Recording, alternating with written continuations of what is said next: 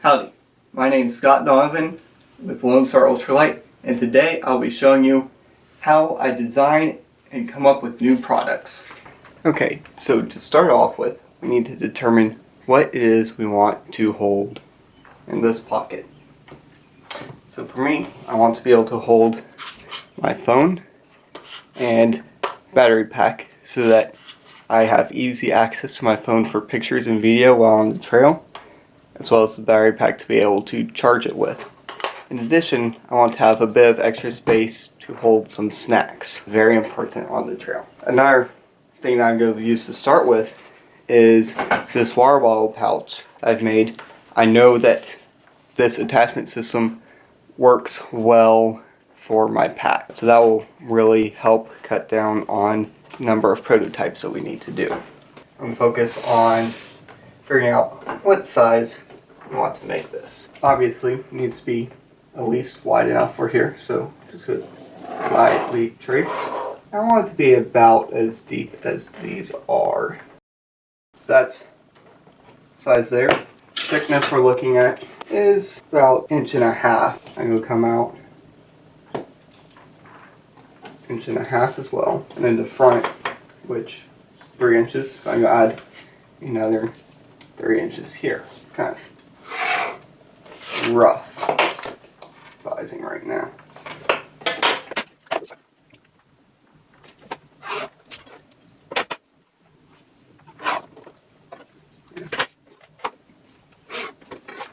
Okay, so this is the bare minimum I would need to fit these. But this would assume that it's open on both sides and there's no seam allowance.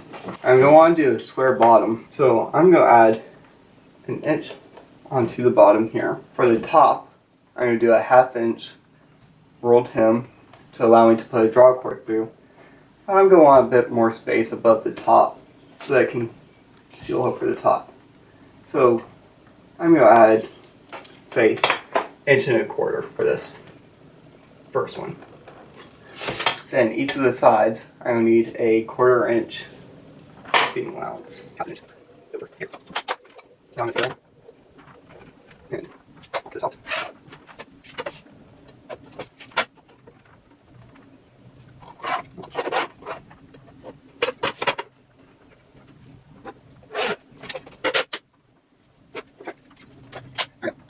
That should give us our rough bag size. Now I'm going to cut this out.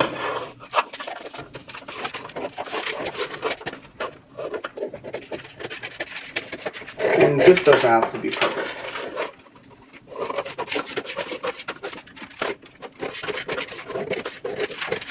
Okay, so I just happen to have this scrap piece of canvas that is already almost exactly the dimensions that we need. Line is up here. Line straight. Edge on this one side. Take it. Grab a bigger pin. Mark the corners here. Mark my corners. I'm actually going to try a different way of cutting this time. I'm going to try using a razor blade. And that actually worked quite well.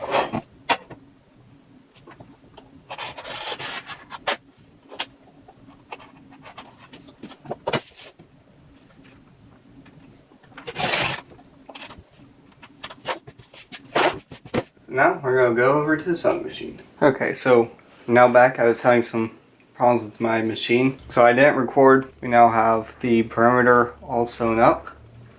So all we have left is to do the box bottom. I'm not going to be very precise with it for this one. Just test. I backstitch across this seam here to keep it from coming undone. That side. So come over to here. And ooh, okay, so I got this one all sewn up. It's definitely smaller than I was anticipating. As you can see, height is pretty good. I come right up to the top here. Be closed off with a draw cord decently well, but it's just a bit difficult to reach and to and not really any room for snacks in there. I'm going to increase the next one's width by a couple inches, and we shall see what happens. Here we have our original pattern. I was pretty happy with the height, so we're going to mark that height. And the width here, I want it to be a bit larger. Let's say 3 inches. I'm going to put it in here square. Get that blind. There we go. Another one. Everything's exactly the same way. Not worry about attachment.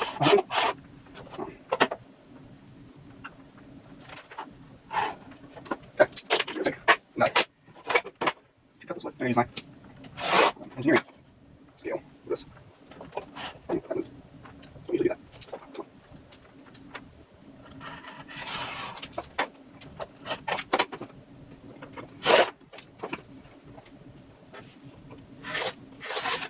And the reason I'm making a paper pattern before I mark on the fabric is so that I have a copy of what I did for the next time. Kind of just help remind myself what size I made everything, instead of trying to remember measurements I used. Okay, so I got fabric laid out here, and I'm just going to take it again, make some marks. I can then take my engineering scale, set up against to cut out with the knife. Going down now, flat scale, knife. Just go all the way around, just like I did last time.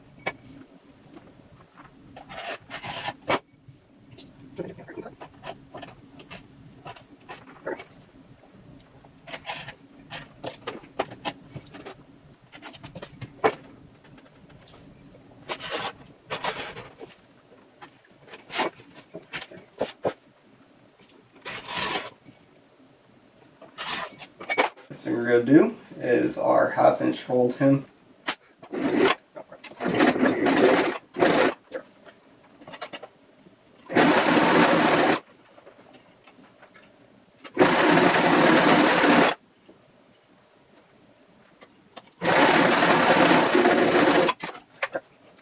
So that's the one.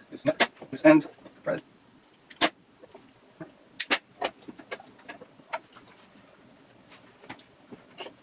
Now we're going to do the edges. And this is a 1/4 inch seam allowance. Everything's not lined up perfectly. It's just a rough prototype again.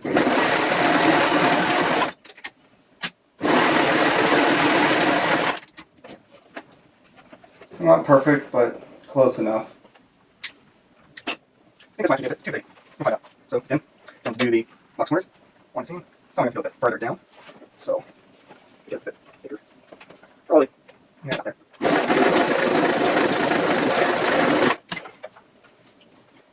Snip ends. Awesome. Interesting. And other corner. So that.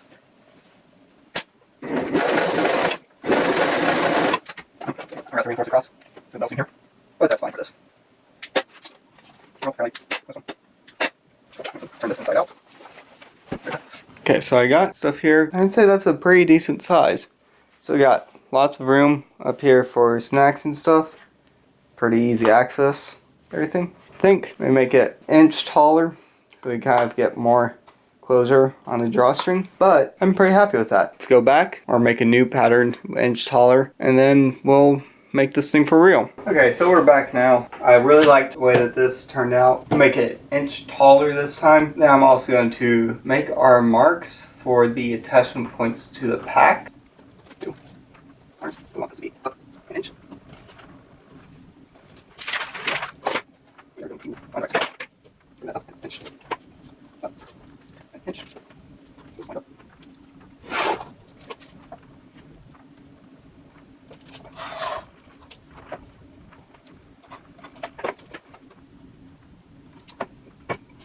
This needs to be brought up an inch as well to there. And no cross. Okay, so now things are going to get a bit trickier. So we're going to want to locate our tabs here. Here's how I did it for the water bottle holder. I know the spacing works well for my pack and its straps. In addition, we have this mark here for our attachment point. First, we need to mark out our seam allowance of a 1/4 inch. I'm going to take my seam gauge, go 1/4 inch. I'm going to come in like here, on the top, around the sides.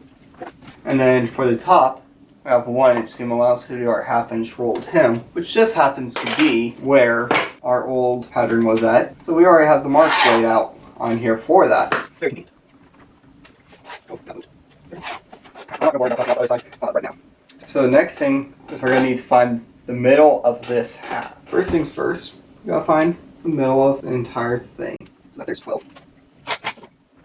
13, so that'll be 7.5 in from the edge. Up here, do 7.5 in. Count down. Just want to do a balloon. Just kind of color coordinate things. So that's our midpoint. Then we find the middle of our middle again. So we're at 7 and 2 tenths. That's maxing out engineering, so it's a tenths.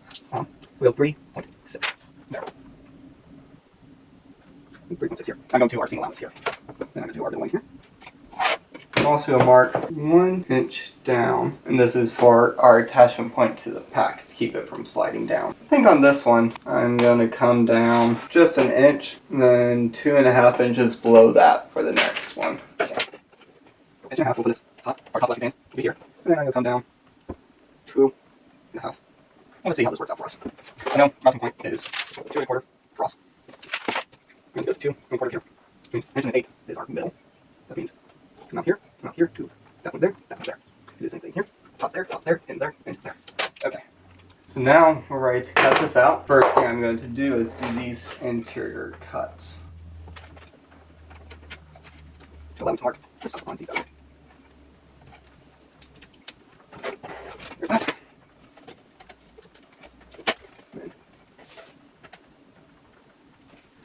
This lets me easily transfer my marks over to the fabric. In this case, I'll be using Hyper D300. I think I do this one. This one at least, in black. It's not if I did that playing around.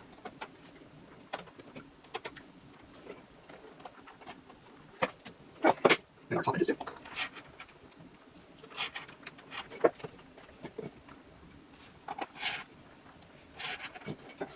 There we go. So now let's cut it out. I guess I'm going to use scissors for this.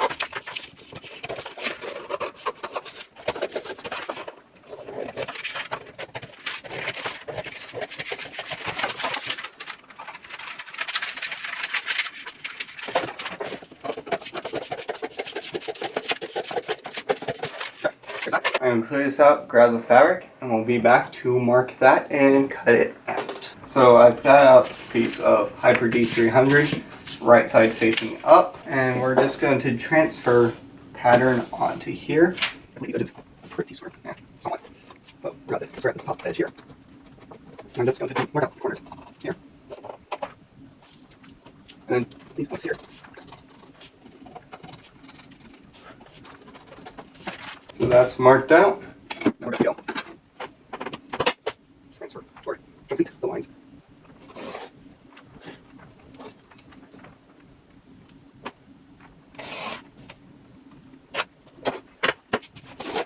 C. Okay. So I got my scissors. I use just for fabric. And to cut carefully. Cut this out.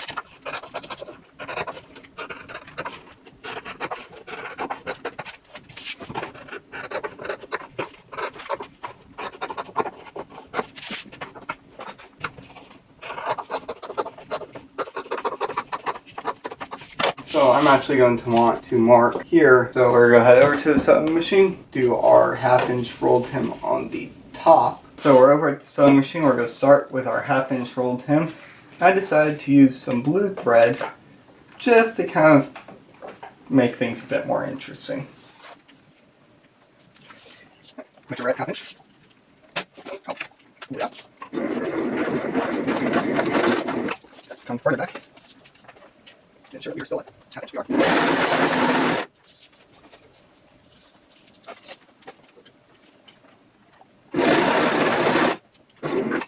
I seem to be doing a great job keeping straight, but oh well. Alright, so that's the mark I made. That's it. I honestly almost stitched right over it. Make thread it. Turn these threads. Let's leave a bit of a gap. Say about that big should be good.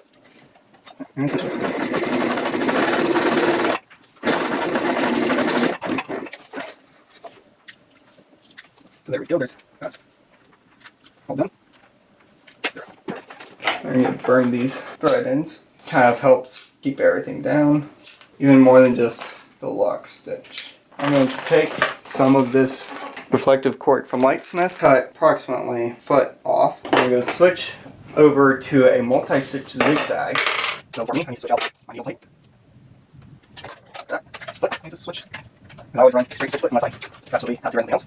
Move over to multi-stitch zigzag, wide as possible, and pretty close together. Then go line this up. I'm gonna mark. I'm gonna feature this up. Start down below. We're gonna 10 on this. And just stitch up. And there we go. See that? Next thing I'm going to do is grab a piece of 5/8 black grosgrain, just smaller than that there. I'll switch back to a straight stitch.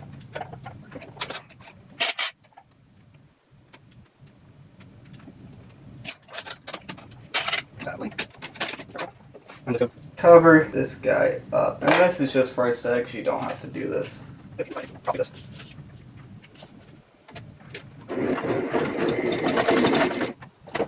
That kind of helps reinforce this. That's right on there, sorry.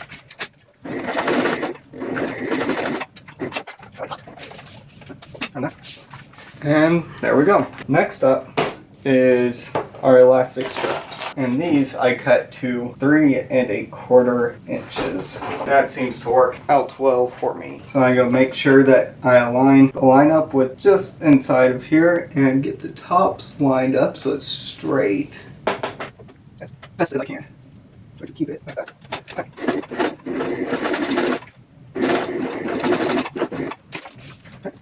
Okay. And then the other side, pull it back, have a bit of excess loop here.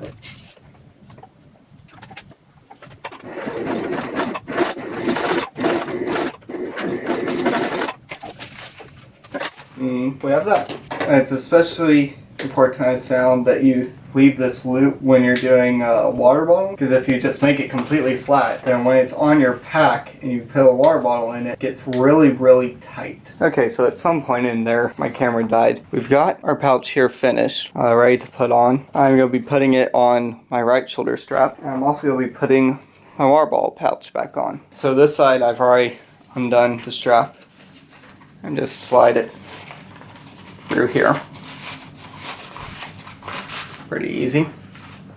Then up here I have Line Lock 3s from my old tarp guy lines.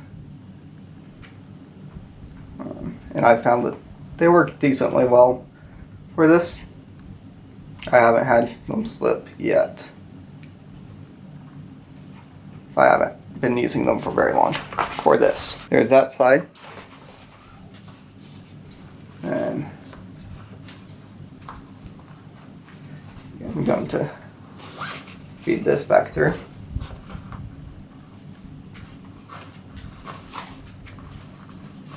Like that. I'm going to do the other side. And do my shoulder strap.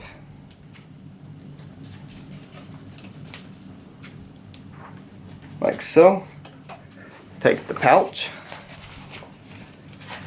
Feed it on through.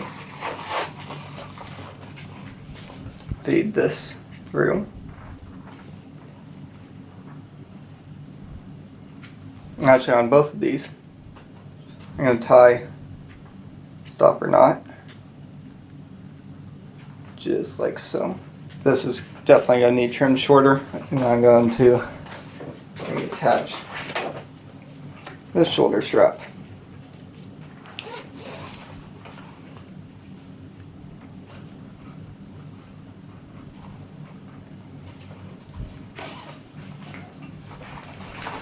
Okay, so I got the pack on. As you can see, got 1 liter smart water bottle. It's empty right now, but fits perfectly. Pretty easy in and out. And then I've got phone and battery pack for in here. Pretty floppy as it is right now. But I've got plenty of room to throw a couple snacks in here. Pretty easy access to my phone. I can tighten this cord down if I want to, and they aren't coming out. I think I can move this bottom strap further down and not interfere with anything else on my strap here. That's basically how I go about prototyping. You'll be seeing both of these pretty soon on my shop.